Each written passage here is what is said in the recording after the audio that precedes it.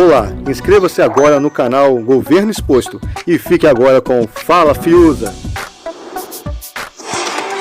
Os pingos nos is. Jovem Pan.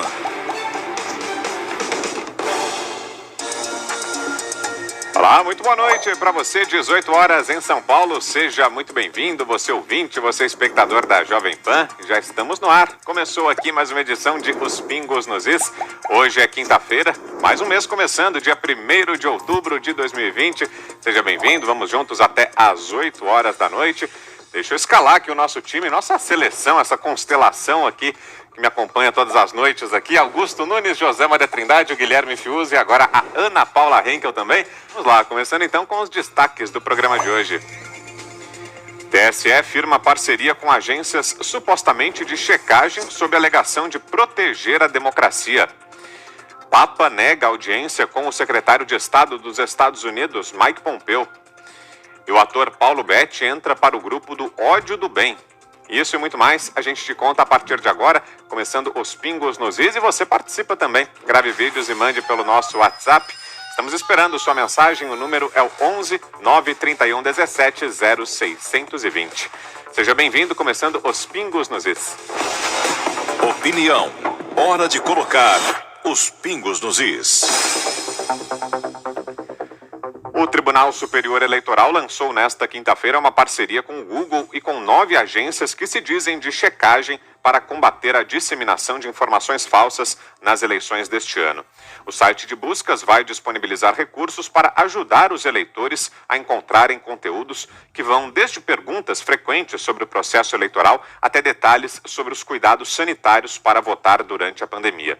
Além disso, o Google também vai produzir e promover lives em parceria com o TSE sobre temas como desinformação. Já a parceria com as ditas agências de checagem prevê que as informações fiquem disponíveis nos sites e na página Fato ou Boato da Justiça Eleitoral. O presidente do TSE, ministro Luiz Roberto Barroso, disse que o tribunal está monitorando comportamentos provenientes de milícias digitais. Acompanhe. Nós temos procurado monitorar comportamentos inautênticos e coordenados nas redes sociais, muitas vezes provenientes de verdadeiras milícias digitais organizadas hierarquizadamente e com financiamento privado e atuação concertada para a difusão de mentiras e de ataques às instituições. Barroso destacou que a disseminação de notícias falsas compromete a democracia. Não existe, por evidente, uma verdade absoluta, uma verdade plena. A verdade não tem dono. E a vida comporta múltiplos pontos de observação. Porém, a mentira deliberada e as campanhas de ódio têm dono. E é a esses que nós queremos combater. Na quarta-feira, o TSE também anunciou parcerias com os aplicativos Facebook, Instagram e WhatsApp. Entre os serviços disponíveis, por exemplo, está um canal de comunicação para denunciar contas suspeitas de realizar disparos em massa de mensagens pelo WhatsApp, o que é proibido. Enquanto isso, no parlamento, o coordenador do grupo de trabalho que analisou o PL das fake news na Câmara, o deputado Orlando Silva, afirmou que a proposta deverá ser votada pela Casa já na próxima semana. O texto já passou pelo Senado, no entanto, terá pontos alterados pelos deputados. Abro aspas. A minha impressão é de que esse texto vai ser votado na semana que vem, na próxima quarta-feira. Eu acredito que é o mais provável que nós façamos a votação na próxima quarta-feira. A decisão sobre colocar o projeto na pauta de votações depende do presidente Rodrigo Maia após consulta a líderes partidários. Orlando Silva completou: não tem uma definição do presidente. Na minha percepção, no curtíssimo prazo, imagino que haja tempo para a gente construir convergências. Foi a declaração do deputado Orlando Silva. O nosso primeiro assunto, então, do programa desta quinta-feira começa com você, Guilherme Fiuza. Diga, Fiuza. Seria ótimo se a gente pudesse ter uma instância verificadora da verdade, mas isso não existe e nunca existirá, né? Como o próprio ministro Barroso disse, é muito complicada, muito difícil você estabelecer, né, uma verdade incontestável, né, às vezes até se chega a ela. Mas você buscar isso através do ministro Barroso, do deputado Orlando Silva, do deputado Rodrigo Maia, acho que não é um bom começo, né? Eles estão falando aí em milícias digitais, e a pergunta que eu faço, está tipificado lá no PL das fake news, que a gente sabe que é o PL da mordaça, né? Quem vai definir o que são milícias digitais? Esse tipo de matéria, no Supremo Tribunal Federal, nós já vimos o que aconteceu. O inquérito ilegal perseguindo adversários políticos, né? Na verdade, adversários políticos do STF, que não deveria se colocar assim, e associados ao presidente da República. O presidente do TSE é alguém que convidou um biólogo do Apocalipse, né? Um biólogo que se apresenta ali com um lastro científico, fazendo projeções alucinadas sobre a pandemia, sobre mortos na pandemia. Esse é o ministro do TSE, que faz política contra o governo federal. É ele que vai presidir a busca da verdade? Fica difícil a gente acreditar que esse processo seja bom. E as agências de checagem, Vitor, elas têm esse problema, esse vício de origem, né?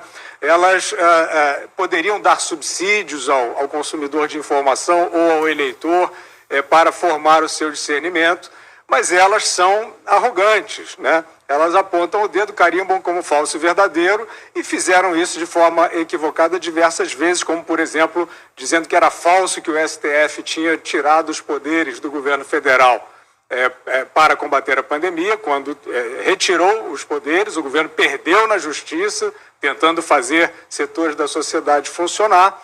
Então, como é que a gente vai acreditar nessas agências como grandes condutoras das informações no caminho da verdade, né? É um processo viciado que não pode ser bem-vindo. Boa, vamos em frente. O presidente Jair Bolsonaro voltou a falar na manhã de hoje sobre o uso da cloroquina como tratamento para a Covid-19 e sobre o isolamento social. Vamos assistir. Alguns políticos fecharam tudo durante a pandemia. Eu sempre falei, não tem que fechar nada. Não tem que prender ninguém dentro de casa. Temos que zelar dos mais idosos, daqueles que estão mais passíveis de adquirir o vírus e ter um problema mais grave. Fora isso, tínhamos que trabalhar. E mais ainda, Deus foi tão abençoado que nos deu até a hidroxicloroquina para quem se acometer da doença. E quem não acreditou, engula agora.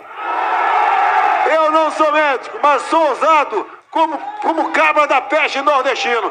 Nós temos que buscar uma solução para os nossos problemas. E ela apareceu. Em visita a São José do Egito, no sertão nordestino, para a inauguração da segunda etapa do sistema adutor do Pajeú, ele ainda completou dizendo que nunca vai abrir mão de que o povo tenha liberdade e democracia e comparou as obras do sistema adutor com a loteria, abro aspas. O semblante do nordestino quando chega a água parece que ganhou na Mega Sena. E ganhou sim, foi o que disse o presidente Jair Bolsonaro. Diga, Fiuza. Esse tema ele permanece inflamado dessa maneira, né, nesse tom que até seria indesejável no momento que se precisaria de união, né, união da humanidade, porque a humanidade foi atingida da mesma forma pelo mesmo mal, né? Mas por que foi parar nesse lugar estranho, de muito aguerrido esse debate? Porque a seita da terra parada, né, os adeptos do lockdown, que poderia ser uma hipótese de científica de enfrentamento, decorridos mais de 6 meses de pandemia e sem nenhum atestado de eficácia desse instrumento, eles permanecem como fanáticos de seita mesmo, patrulhando, recriminando e censurando quem defenda o funcionamento normal da sociedade, quase normal, com a proteção dos vulneráveis, evitando aglomerações, tudo que o bom senso parecia indicar desde o início. Então nós temos... Por que eu acho que o presidente aparece de uma maneira tão febril falando disso? Porque os danos são gigantescos, o prejuízo é colossal em vidas e em herança social e econômica, e ainda assim nós temos entidades que são referência científica como o Fiocruz, fazendo pregação obscurantista, pregando a volta do lockdown em Manaus, por exemplo. Vemos autoridades em São Paulo falando, olha, tem um aumento em 24 horas aqui de casos, vamos precisar retroceder em relação a trancamento, um trancamento que é irracional. Então, enquanto houver, né, a insistência nessa experiência que não é científica e é mística, o debate ficará inflamado e isso não pode acabar bem. Temos aquilo que é de melhor. Maior praticidade e qualidade insuperável. Tudo isso você encontra aqui na Resultk Mania. Venha correndo e tenha você também hoje a sua Tapoé. Em 6 de agosto, o secretário estadual de Transportes Metropolitanos de São Paulo, Alexandre Baldi, foi preso em sua casa denunciado pela Operação Lava Jato. De acordo com o que foi dito por diretores da organização social OS Pró Saúde, ele foi um dos agentes públicos beneficiados indevidamente por interceder em favor de quanto aos pagamentos do contrato de gestão do Hospital de Urgência da região sudoeste em Goiânia. A unidade foi administrada pela OS entre 2010 e 2017, de acordo com a Justiça. Por causa disso, o juiz Marcelo Bretas pediu o bloqueio de 12 milhões de reais em bens de Baldi na manhã da prisão. Na manhã da prisão, na verdade, a Polícia Federal já havia encontrado 90 mil reais em dinheiro vivo na casa dele. Ainda assim, na semana passada, o ministro do Supremo Tribunal Federal, Gilmar Mendes, decidiu suspender a ação penal contra ele e determinou o cancelamento da denúncia até que a corte analise se o caso deve ser julgado pela Justiça Eleitoral de Goiás. Dessa forma, Alexandre Baldi pôde retornar nesta quinta-feira, dia 1º de outubro, ao cargo de secretário dos Transportes Metropolitanos do governo de João Dória. O governador de São Paulo, aliás, fez questão de frisar que não perdeu a confiança nele, mesmo quando Baldi estava atrás das grades. Fala, Fiuza. O presidente Bolsonaro, a gente pode dizer que um dos grandes trunfos dele é um presidente que está forte, né, no seu mandato, apesar de tudo, apesar da chamada tempestade perfeita.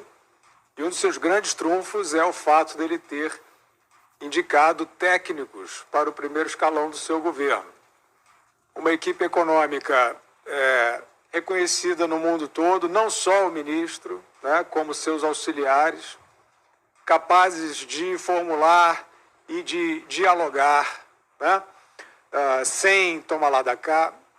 O ministro dos Transportes, que é uma revelação, né, o ministro Tarcísio, um choque ético num foco de corrupção. Esse é o grande lastro político do presidente Bolsonaro. Eu não sei, né, Vitor, quais são as verdades que existem nessa hipótese da indicação do Cássio Nunes, mas ao que tudo indica, uma tremenda de uma bola fora, se for verdadeiro. É o oposto do que se precisa, né? Um juiz que, pelo que tem sido trazido à tona, está absolutamente ligado à velha política, a velhíssima política, né? A política mais fisiológica, quando você precisa, na verdade, uma corte, a gente não está nem mais falando de poder executivo, né? Uma corte que está avacalhada por personagens histriônicos, né? Que falam pelos cotovelos e não têm compostura. Isso gera a tal insegurança jurídica que a Ana também sempre se refere aqui com toda a razão. E agora acabamos de falar sobre o processo eleitoral, né? Você tem um juiz da Suprema Corte que está presidindo o Tribunal Eleitoral falando que vai caçar as mentiras, né? Sem autoridade alguma, por pertencer a uma corte que está avacalhada, que não tem nenhum compromisso com as coisas reais nem com as coisas justas, que é a sua própria finalidade intrínseca, né? Então não dá, Vitor, para nesse momento você catar um juiz político, né, e colocar lá. Isso eu acho que é gravíssimo. Eu digo aqui, eu não tenho autoridade nem voz para sugerir ninguém, mas o desembargador João Paulo Gebran Neto, que fez o voto confirmando a condenação do ex-presidente Luiz Inácio Lula da Silva, ele foi alguém que uniu o país, foi muito importante aquele voto, né, didático, inclusive, muito bem feito, mostrando ao país exatamente, ao pé da letra, os crimes cometidos por essa quadrilha que foi enxotada do poder. É esse perfil que a gente precisa hoje do Supremo Tribunal Federal. Vamos seguir falando sobre o Supremo Tribunal Federal, uma decisão tomada hoje. O STF autorizou, nesta quinta-feira, a venda de 2 refinarias da Petrobras, a Landulfo Alves, na Bahia, e a Presidente Getúlio Vargas, no Paraná. As negociações podem ser mantidas sem a necessidade de aval do Congresso Nacional ou de licitação. Segundo uma ação apresentada pelo Senado, haveria uma manobra para embutir na alienação das subsidiárias de forma indevida uma parcela da empresa-mãe. No entanto, por 6-4, os ministros afirmaram que não há qualquer ilegalidade no processo de venda das refinarias. A maioria foi formada pelos votos dos ministros Alexandre de Moraes, Luiz Roberto Barroso, Dias Toffoli, Carmen Lúcia, Gilmar Mendes e Luiz Fux, presidente do STF. Os ministros Edson Fachin, Rosa Weber, Ricardo Lewandowski e Marco Aurélio votaram pela suspensão da venda das 2 refinarias até que o STF julgue se há fraude no processo de alienação das subsidiárias. No voto, Lewandowski ressaltou, na visão dele, a importância estratégica das refinarias para o país. Nós estamos em face a uma questão que diz respeito à própria soberania nacional, declaração de Ricardo Lewandowski. Olha, uma informação que acaba de chegar aqui, o deputado estadual Valdec Carneiro, do PT, foi sorteado relator do processo de impeachment contra o governador afastado do estado, Wilson Witzel, do PSC. A escolha foi feita durante a sessão inaugural do Tribunal Especial Misto, realizada nesta quinta-feira no Tribunal de Justiça do Rio de Janeiro. Witzel já está afastado temporariamente do cargo desde o final de agosto, por ordem do STJ, o Superior Tribunal de Justiça. Você que está aqui nos assistindo, deixa aí o seu like, vá curtindo, deixando o seu like. Recebo de volta agora também quem nos ouve pelo rádio, formada aqui mais uma vez a nossa rede Jovem Pan News, e mais uma informação para você. O Papa Francisco recusou o encontro com o secretário de Estado norte-americano Mike Pompeo porque, segundo o líder religioso, ele não quer se encontrar com figuras políticas durante as eleições. Também há ressalvas depois que o principal diplomata americano criticou um acordo que o Vaticano está negociando com a China. Pompeo acusou a Santa Sé de colocar em risco a sua autoridade moral se estabelecer um acordo com os chineses sobre nomeações de bispos. Escreveu Pompeo no Twitter em 19 de setembro. Há 2 anos, a Santa Sé chegou a um acordo com o Partido Comunista Chinês na esperança de ajudar os católicos da China. Ainda assim, o abuso dos fiéis pelo PCC só piorou. O Vaticano põe em risco sua autoridade moral caso renove o acordo. Após a recusa, Pompeo comentou o caso envolvendo a recusa do Papa. Peço a todos os líderes religiosos para que encontrem coragem para enfrentar a perseguição religiosa contra suas próprias comunidades e contra outras religiões. E aí, Fiuza? O Papa Francisco não se recusou a receber o político Luiz Inácio Lula da Silva saindo da prisão, mas não saindo da prisão com a pena cumprida, não. O Lula é condenado a mais de 20 anos de prisão por corrupção passiva e lavagem de dinheiro. O Papa Francisco não só não se recusou a receber o político Lula, egresso do xadrez, da cela da Polícia Federal, Brasil, como recebeu o Lula não só para uma bênção, recebeu o Lula numa reunião contra a fome mundial e tirou foto com o Lula sorrindo. Eu acho que isso ilustra dramaticamente o tipo de postura política que o Papa Francisco tem adotado. Olha, agora são exatamente 19 horas e hoje, excepcionalmente, haverá um atraso na live do presidente Jair Bolsonaro. Você que está acostumado a nos acompanhar, você que nos acompanha sempre aqui em Os Pingos nos Is, sabe que toda quinta-feira, às 7 horas, a gente transmite aqui a live do presidente Jair Bolsonaro, mas, excepcionalmente hoje, a live será um pouquinho mais tarde, às 7h30. E, claro, nós vamos transmitir aqui para você, então, já, daqui meia hora, aqui em Os Pingos nos Is teremos a live, tá bom? Um outro assunto agora, o ator Paulo Betti concedeu uma entrevista para o portal UOL nesta quarta-feira e um dos trechos, gerou muita polêmica. Ao ser questionado sobre o atual governo de Jair Bolsonaro, o artista relembrou o momento da campanha em que o presidente, ainda candidato, levou uma facada em Juiz de Fora. É mais um capítulo do ódio do bem que sempre registramos aqui no programa. Vamos assistir. Eu acho que nós temos que reconhecer que em algum momento nós falhamos muito, porque se tivéssemos tido realmente plantado alguma coisa sólida, ela não se desmancharia de uma forma tão fácil. Mas é cruel, né? Porque tem os deuses também. Tem o imponderável, tem a facada no peito, no meio da multidão. Isso aí não estava previsto.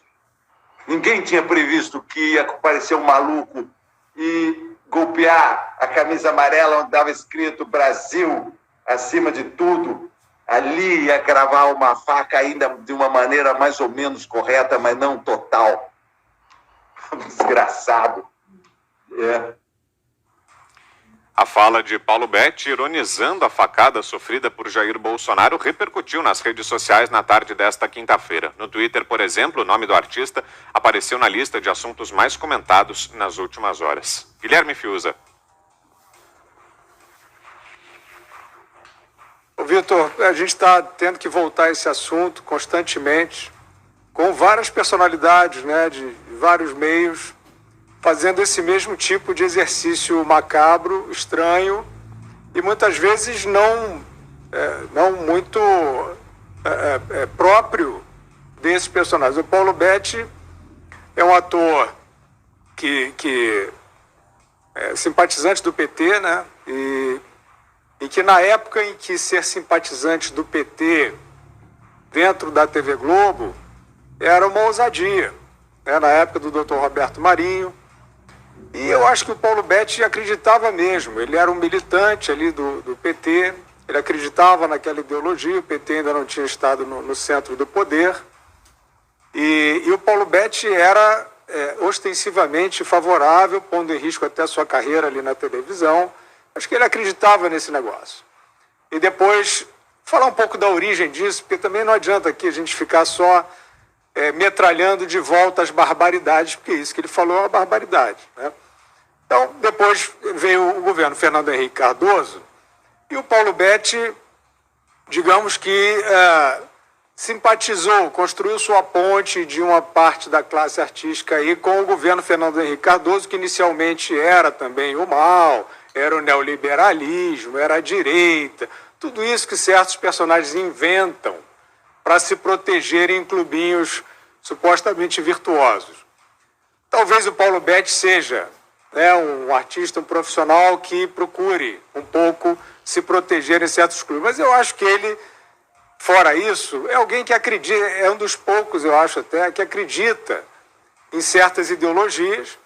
Depois veio a roubalheira do governo do PT, e eu acho que ele, talvez como outros, né, que realmente acreditavam em alguma coisa ali, ficou meio perdido. O que eu vejo nesse momento, Vitor, é que essas pessoas, né, como o Paulo Betti mostrou hoje, elas se desconectaram da vida real. Eu não quero aliviar o Paulo Betti aqui não, mas eu acho que ele não é o tipo de pessoa que falaria isso dessa maneira cínica, né? Dessa maneira. Eu acho que ele estava ali numa peça de teatro. Eu tenho dito, para essas pessoas, para uma quantidade grande de pessoas, não só no Brasil, tem na Europa, tem o DiCaprio, tem essa ideia de Bolsonaro, assim como acontece com o Trump também nos Estados Unidos, isso aí virou um voodoo para eles. Quer dizer, eles querem transformar isso num símbolo, quer dizer, seria uma espécie de né, usando um pouco de ironia, de fetiche. São pessoas que se trancaram nas suas casas, numa ética fajuta, de fundo de quintal, que não existe, né, que não protege vidas. Existem maneiras melhores, a gente já viu, de proteção às vidas. E realmente uma grande parte dessas pessoas que são elite intelectual, né, são elite esclarecida, resolveram fundar uma ética de fantasia, que segue uma diretriz que vem de uma ditadura, que é o lockdown proposto pela OMS, né, e sancionado por algumas entidades científicas, irresponsavelmente, do Ocidente, e que vem de inspiração da China, daquele regime ditatorial. Mas eu não quero fazer nenhum juízo sobre a China. O juízo aqui é sobre o que aconteceu com essas pessoas outrora esclarecidas. Essas pessoas que estão, como o Paulo Betti mostra ali. O Paulo Betti, essa cena do Paulo Betti, na minha opinião, ele tá num casulo. Né? Ele está num casulo que nem gera nada, ele está num casulo estéril. Né? Essas pessoas que outrora pensavam, e ele é um artista com, né, serviços prestados aí, elas renunciaram à vida real. Essa situação do suposto trancamento Salvador divorciou essas pessoas da vida em sociedade, do convívio. Elas estão lá no Zoom, taradas pela patrulha, né? A virtude passou a ser você poder enfiar o dedo na cara de alguém e dizer que esse alguém é do mal, ou porque anda na rua. Né? Agora não, mas no início a gente viu gente aí de prestígio fotografando, X9, fotografando alguém que subisse numa bicicleta. Né? Ou quando liberou o mergulho no mar, fotografando a pessoa sem máscara para expor. Um negócio horrendo, um negócio espiritualmente miserável. Né? Partiram para essa tara. E o que se quer aí? Se havia lá no petismo, na origem, uma certa vontade de pertencer a um grupo virtuoso, isso se degenerou. E hoje muitos desses personagens estão prisioneiros de uma falsa ética, e transformando certos personagens aos quais eles atribuem todo o mal do mundo, transformando na sua razão de viver. E eles vivem disso, e a gente cansou de ver esse tipo de cena já, de vários personagens outrora respeitáveis, falando coisas horríveis, desejando a morte, exercendo uma crueldade que antes eles não tinham. Então, é uma profunda neurose, Vitor. É uma profunda neurose sintomática desses tempos estranhos. Eu espero que a gente ultrapasse isso tudo. A disputa entre Rodrigo Maia e Arthur Lira pela presidência da Comissão de Orçamento virou uma prévia da eleição para o comando da Câmara, avaliam deputados dos dois lados da rixa. O PP de Lira decidiu retirar o apoio a Elmar Nascimento, do DEM da Bahia, e colocar o nome da deputada Flávia Arruda, do PL do Distrito Federal. O partido diz ter a prerrogativa de escolher o presidente da comissão, segundo o regimento interno, e que o DEM quer quebrar a regra. Do lado de Maia, a leitura é que Lira quer atrair a simpatia da bancada feminina à sua candidatura e consolidar o casamento com o PL. Se vencer a disputa na comissão, ele abriria vantagem em relação aos demais competidores pela presidência da Câmara, pois teria como trunfo o caminho de acesso a emendas do orçamento de 2021. Agora são 7h16 e eu reforço a você que está acostumado a assistir nesse horário aqui a live do presidente Jair Bolsonaro. Hoje ela será um pouquinho mais tarde. Daqui a pouquinho, a partir de 7h30, começa a transmissão ao vivo feita pelo presidente. E claro, você vai acompanhar aqui, como sempre, transmitimos na íntegra tudo o que disser o presidente. Hoje, ao lado dele, eu já adianto aqui, estará o ministro da Infraestrutura, Tarcísio de Freitas. Conversaremos com eles também, tudo isso daqui a pouquinho dentro da live. E na sequência, terminada a transmissão, tem os comentários de Augusto Nunes, José Maria Trindade e Guilherme Fiuza, a partir de 7h30. Então, daqui a pouquinho, já a live do presidente Jair Bolsonaro aqui. E olha, fazendo muito calor aí na sua cidade? Pois é, em várias regiões está fazendo e o PT já arrumou um culpado por isso. Adivinhem? Sim, exatamente, o presidente Jair Bolsonaro. A deputada Érica Cocai foi às redes sociais afirmar que o presidente Jair Bolsonaro seria culpado pelas altas temperaturas registradas em diversas regiões nesta semana. Em alguns lugares do país, os termômetros chegaram a registrar 44 graus. Em sua publicação, a parlamentar afirma que a onda de calor é resultado do apocalipse do Bolsonaro. Ao tomar ciência da publicação da deputada, o vereador Carlos Bolsonaro saiu em defesa do pai. O filho 02 ironizou a fala de Érica ao postar uma montagem com o rosto de Jair no corpo do personagem Thanos, vilão na franquia de filmes dos Vingadores. Fiuza, até a onda de calor foi parar no colo do presidente. Fiuza. Estava dizendo anteriormente, é um fetiche. Virou um fetiche. Quando a gente estava falando aqui do Paulo Betti, virou uma loucura. A Érica Cocai ainda pode se esperar, né? Porque é ali dessa pequena política. Agora, Né, Zé? Isso ultrapassou até a questão de oposição e situação, né? Isso é uma questão cultural, nada sadia, se espalhou e há, de fato, uma fixação, há uma tara num personagem, né? Quer dizer, eu chamo de resistência cenográfica, né? É uma resistência cenográfica que não abre mão da ditadura. Ela sonhou com a volta de um poder obscurantista para ela ficar lá, nas suas fortalezas, né, bem protegidas, fazendo esse papel, né, fazendo esse papel de salvação, de heroísmo, criando, talvez, né, obras, narrativas, libelos contra o mal, né? É um bom papel na vida, né? O papel de herói é um bom papel, né? Você ser um justiceiro contra o mal. Mas e se esse mal que você queria tanto que existisse não existe, ou não existe assim, ou não existe onde você está apontando? O que você faz? Vá à luta, companheiro. Vai à luta, vai viver. Desencarna dessa cisma, né? Sai dessa tara, sai do Zoom. Vocês estão no Zoom, vocês estão enlouquecidos no Zoom. Tá? Então, o que a gente vê, Vitor?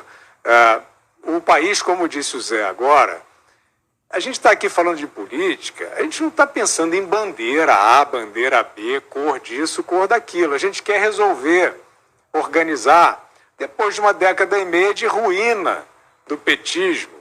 Eu sempre ressalvo, começou bem.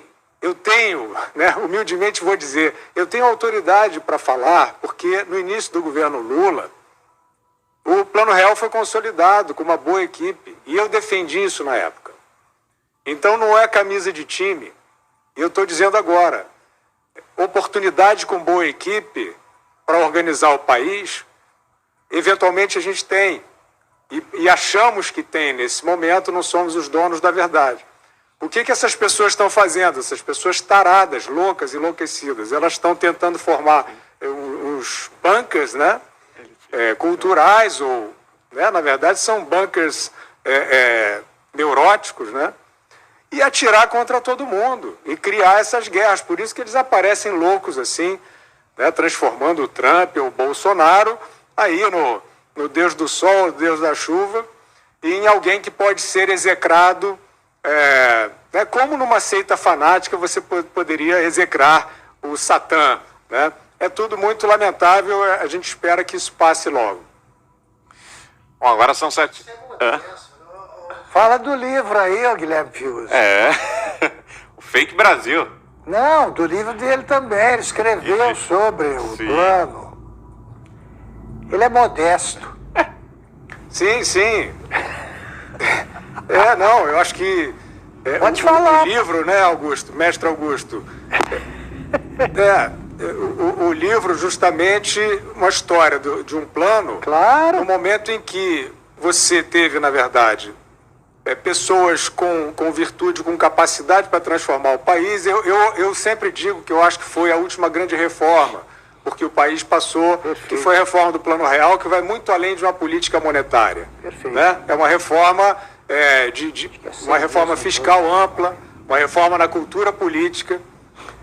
Foram premiados aqueles que sabiam fazer, até acima do PSDB, que em determinado momento nem entendia aquele plano. Então, o país precisa se unir em torno desses avanços virtuosos. Eu procurei relatar isso algumas vezes, como no livro que o Augusto generosamente está lembrando, que é o 3.000 Dias no Bunker. Perfeito. Boa. Temos aquilo que é de melhor. Maior praticidade e qualidade insuperável. Tudo isso você encontra aqui na Resusque Mania. Venha correndo e tenha você também hoje a sua Tapoé. Até que horas vai o Pingo nos Is hoje? Ô, Augusto Nunes, mais 15 minutos para você comentar. Eu vou ficar aqui para ouvir teus comentários, tá ok? Pessoal, muito obrigado pela oportunidade. Até a semana que vem, se Deus quiser. Um abraço aí. Parabéns, flamenguistas aí. 4x0. E a pancada também, 5x0 aí. Devolveu o impacto. Muito bem, então a live do presidente Jair Bolsonaro para você aqui em Os Pingos nos Is. Muito obrigado ao presidente Bolsonaro, ao ministro Tarcísio pela entrevista concedida, pela interação aí na live de hoje. É sempre um prazer, é sempre muito bacana. E antes de mais nada, deixa eu avisar aqui ao presidente e a quem nos acompanha aqui. O Augusto Nunes, infelizmente, já não está mais com a gente aqui. Ele saiu mais cedo. Hoje, excepcionalmente, a live foi um pouquinho mais tarde. Foi meia hora mais tarde, meia hora depois do habitual. Começou às 7h30, então, depois das 8, o Augusto tinha um compromisso. Ele já precisou ir embora, então hoje ele não comenta aqui os destaques da live, mas amanhã a gente volta certamente aos temas que o presidente abordou ali. Mas seguimos aqui. Eu, José Maria Trindade, o Guilherme Fiuza, para a análise aqui de tudo que foi dito aí pelo presidente, pelo ministro Tarcísio, nessa transmissão de hoje. E passo aqui para você, Guilherme Fiuza, a tua avaliação sobre a live de hoje do presidente Bolsonaro. Fiuza. Essa notícia da confirmação do Cássio Nunes para o STF, né, é uma notícia muito importante. Nós tínhamos comentado ao longo do programa e nós endossamos críticas severas que nós vimos aí no ambiente político, no ambiente jornalístico. E a gente deve dizer que o nome apareceu e foi confirmado num intervalo muito curto. Então nós fizemos críticas sobre a premissa de que se trata de um juiz com uma prática no meio político, enfim, o que a gente pode dizer, mais militante do que se desejaria, para que todos têm uma enorme ansiedade que volte a ser o STF, uma corte austera, uma corte concentrada nas suas finalidades e não um palco, né? Por isso essas ressalvas. E a gente também tem que ressalvar que é uma análise parcial, quer dizer, parcial que eu digo é uma análise que a gente faz preliminar, porque o tempo de exame do assunto e da pessoa é curto, né? O presidente usou a live para falar enfaticamente que essa premissa, que essa hipótese não está correta, na opinião dele e na avaliação dele. O presidente diz que algumas das conexões políticas que apareceram, testemunhos sobre conexões políticas que apareceram em relação ao Cássio Nunes não procedem na avaliação dele. Então nós temos que ter aqui a humildade de aguardar e observar com franqueza o que vai fazer o Cássio Nunes. Ou certamente vamos nos debruçar mais sobre sobre a sua biografia. O interesse que nós temos, sempre, é de que a escolha do presidente tenha sido o mais criteriosa possível. Nós vimos, Vitor, só para fazer um rápido paralelo, a questão da escolha do Augusto Aras para a Procuradoria-Geral, que é um cargo sensível, na minha opinião, problemático historicamente, em relação aos personagens que ocuparam. Não acho que a Procuradoria-Geral é o coração, é o ponto mais virtuoso do Ministério Público, E eu acho que o presidente escolheu Augusto Aras pensando, talvez, em driblar um pouco o corporativismo, pensando justamente em reabilitar a instância máxima do Ministério Público com aquilo que não vinha fazendo. E eu não sei, até agora, o ponto máximo do Augusto Aras que a gente viu foi um libelo contra a Operação Lava Jato. Ele fez, de fato, um posicionamento hostil à Operação Lava Jato, que ele não chegou a retirar, depois ele refreou um pouco esse tipo de discurso, lavajatismo, etc. Então a gente não sabe o que será aí o mandato do Augusto Aras. Foi uma escolha do presidente. E eu acho que no caso do Ministério Público talvez não tivesse tantas opções. No STF tinha muitas opções. Ele falou que tinha lá 10 nomes para avaliar e que ele foi pelo currículo e foi também pela conversa. Aí a sensibilidade dele como chefe de Estado, a gente tem que torcer para que ele tenha acertado. E de resto foram esses pontos que o Zé já trouxe. Eu acho que só para não deixar de falar da infraestrutura, porque o ministro Tarcísio estava lá. O ministro Tarcísio, de fato, ele tem mostrado muito resultado e ele tem também uma excelente capacidade de comunicação. E eu ressalto isso porque volta e meia aparece esse tipo de crítica. O governo não sabe se comunicar. Eu tenho sérias dúvidas sobre isso, né? Esses ministros, hoje o próprio Tarcísio, ele, no Twitter, ele é uma potência. Ele divulga lá detalhadamente os atos dele. Eu acho isso uma super comunicação direta para jornalistas e para o grande público. Então, o Tarcísio estava lá, como sempre, comunicando de uma maneira muito segura e também simpática, né? Assim, ele não fica sisudo demais. Nesse sistema que o presidente inaugurou ali, essa live que é quase às vezes um sarau, às vezes tem sanfona, etc. É o momento do encontro dele com o eleitorado, com informalidade ao vivo, também correndo certos riscos. E o Tarcísio se adapta bem, ele é um técnico que se adapta bem, ele tem reverência, tem humor também, e falando de um resultado, de fato, que a gente pode dizer proverbial, de entrega de obras, a gestão do Tarcísio, né? Uma gestão de fato muito rigorosa. O presidente falou de novo sobre a questão de concluir obras. Eu achei interessante ele dizer, não, a obra não era minha, eu não iniciei no meu governo, isso não é um oportunismo, ao contrário, porque uma obra 90% concluída, eventualmente é igual a zero, né? 90% pode ser igual a zero, na maioria dos casos é. Então, dizendo, concluir para botar para funcionar, para entregar, é um bom princípio, e falou de lucros estatais, falou especificamente do Porto de Santos, né? A questão, de fato, de recorde de resultados no Porto de Santos. O ministro Tarcísio explicou detalhadamente a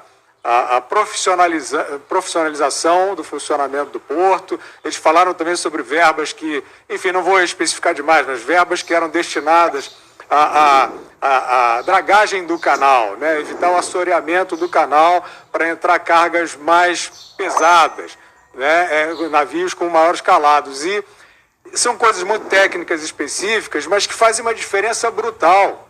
O que a gente espera um governo, como a gente avalia um governo. Então eles estão trazendo isso, olha, o Porto de Santos, né, com aquela importância que tem para o país, com a capacidade muito maior de ação, isso é crescimento, isso é riqueza para o país.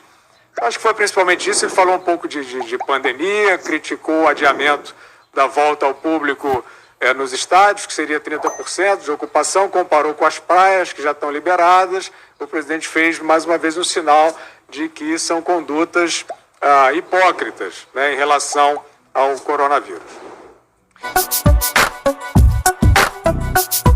Se inscreva no canal Governo Exposto, ative o seu sininho, deixe seu like e comente para que nosso vídeo ganhe relevância. Até a próxima!